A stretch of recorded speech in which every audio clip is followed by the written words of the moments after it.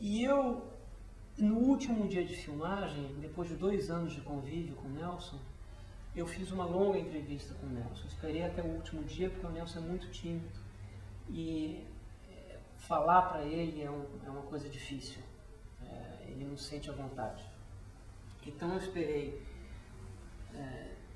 um momento em que ele já tinha intimidade comigo, com a equipe, que ele já estava à vontade para fazer a entrevista.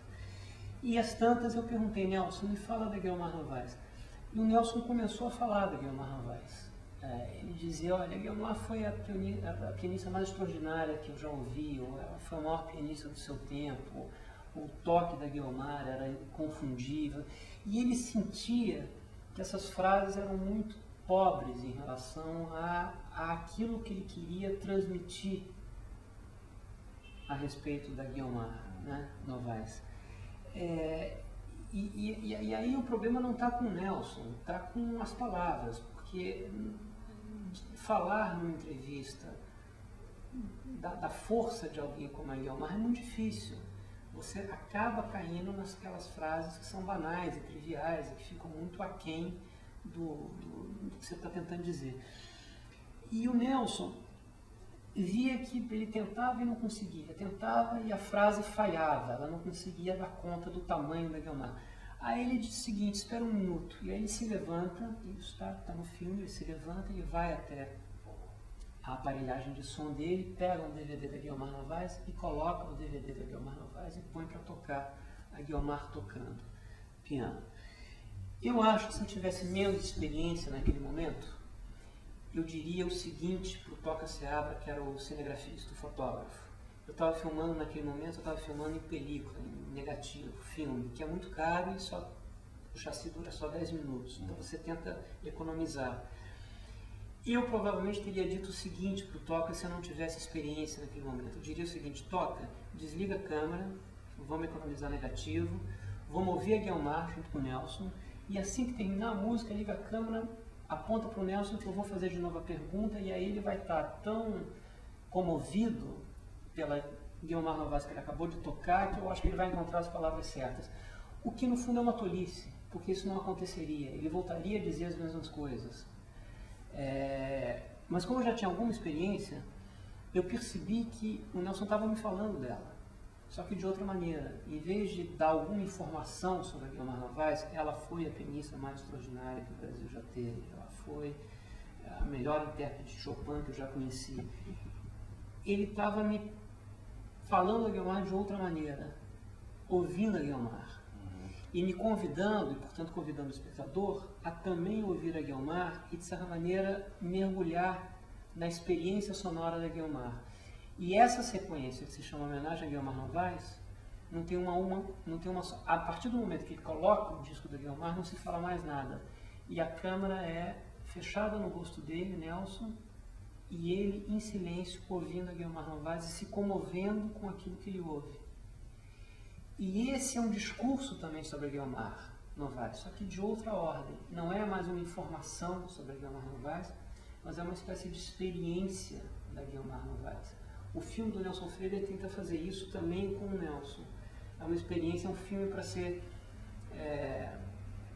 entendido sensorialmente, com o ouvido, com o olho, sabe? Mas não necessariamente com a razão, não necessariamente com o teu aparelho, digamos, intelectual.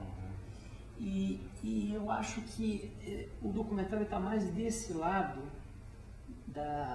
de alguém que ouve a Guiomar Novaes do que do lado de alguém que passa informações sobre a Guiomar Novaes.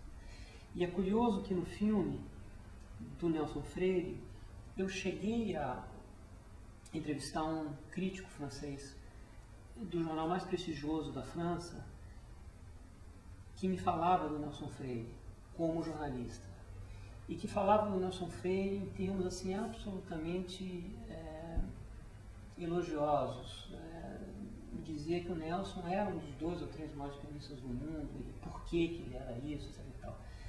Eu tentei colocar isso no filme, toda vez que isso entrava no filme rompia o encanto do filme. Era como se você tivesse mergulhado, se tivesse imerso em alguma coisa e subitamente essa coisa na qual você está imerso desaparecia e diante de você se instalava a informação, o jornal, a razão, entende? E você era chamado a sair do lugar onde você estava para ir para outro lugar, compreender o filme de outra maneira. Rompia-se um encanto. E eu acho que é possível que toda vez que haja uma espécie de luta entre a experiência e a informação, e a informação expulsa a experiência, e a experiência, por sua vez, expulsa a informação, e as duas coisas convivem muito mal, né? Tem um texto de um pensador alemão chamado Walter Benjamin, que talvez seja o texto mais importante já escrito sobre documentário, ainda que não seja sobre documentário, não tem uma única palavra sobre documentário ou sobre cinema, mas é um texto em que ele fala do narrador, e o texto se chama O Narrador, e ele conta a história dos antigos narradores. É um marinheiro que vem de longe e conta uma história sobre uma terra que você nunca viu, né? Alguém que vem de um outro país e conta e narra, um viajante. E esse cara vai morrendo, a informação dele vai perdendo, a história dele vai perdendo a força com o surgimento da imprensa. E então aquela história contada por um sujeito que viu um incêndio, que viajou e que chegou e que te narra, que te conta a história do incêndio, ela já não tem mais força diante da informação que você leu no jornal sobre aquele incêndio. E o Benjamin diz que a experiência do narrador, que é alguém que não diz necessariamente a verdade, e aí eu chego na história da verdade, não é que ele imita, mas a história que ele conta é baseada em fatos e em imaginação. As duas coisas se misturam de maneira em que você não consegue mais separar uma da outra.